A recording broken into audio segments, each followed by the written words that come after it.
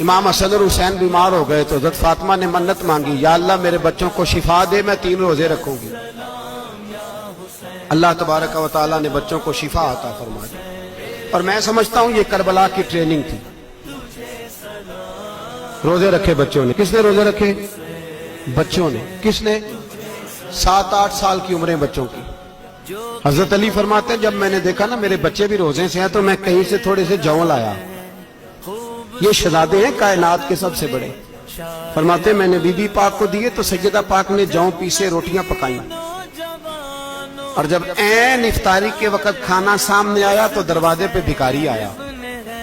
عین بڑا بے نیاز ہے اللہ، عجیب رنگ ہے مالک کا۔ عین افطاری کا وقت جب آدمی کہتا ہے کہ فٹافٹ ہو جائے، بھکاری دروازے پہ آیا اور اس نے صدا دی، او میرے رسول کے گھر والوں، کئی دنوں سے روٹی نہیں کھائی۔ حضرت علی نے، حضرت فاطمہ نے بچوں کی طرف دیکھا تو امام حسین چھوٹے تھے سب سے، انہوں نے سب سے پہلے برتن اٹھائے کھانے والے، اور کہنے لگے اماں میں نہ لے کے آؤں۔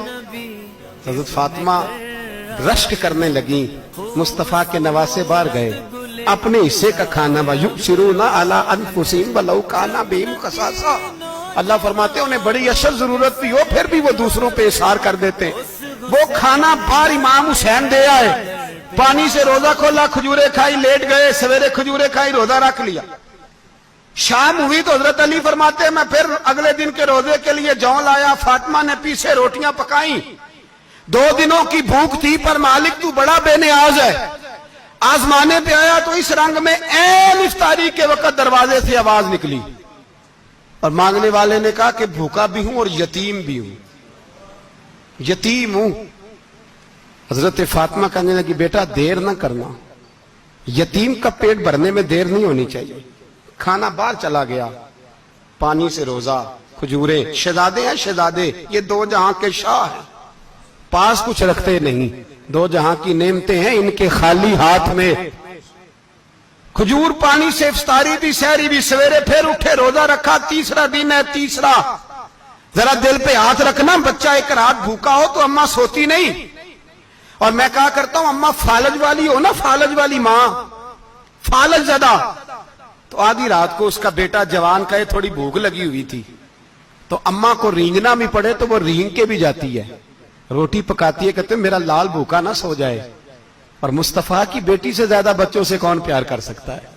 اور 3 دن کے بھوکے بچے، تیسرا دن آیا، بڑے حوصلے سے بی بی کہہ دیتی ہے چھوڑو ان کا تو کام ہے، یہ تو آتے رہتے ہیں، میرے بچے بھوکے تم پہلے روٹی کھاؤ۔ لیکن میرے بھائی کربلا ایسے نہیں سجتی۔ یہ جو برگر کھا کے ناراض ہونے والے بچے ہوتے ہیں یہ میدانوں میں نہیں نکل پاتے، ان کے لیے مشکل ہوتا ہے۔ حضرت فاطمہ نے، حضرت علی نے ڈیوٹی کی، ڈیوٹی اپنے بچوں کو تیار کیا کربلا کے لیے۔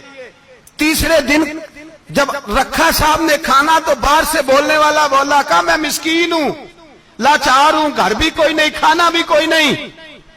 امام حسین پھر اٹھے، تیسرے دن کا بھی کھانا دے دیا۔ حضرت علی فرماتے میں بچے پکڑ کے مسجد لے کے گیا، کہیں بھوک سے میرے لال گر نہ جائیں۔ کہتے ہیں ہامتے کامتے تینوں شہزادے مسجد میں داخل جو ہوئے تو بس ہماری قیمت پڑ گئی، مول پڑ گیا ہمارا۔ کہتے ہیں مسجد میں قدم رکھا تو ایسے لگا جیسے نبی پاک ہمارا انتظار کر رہے ہیں۔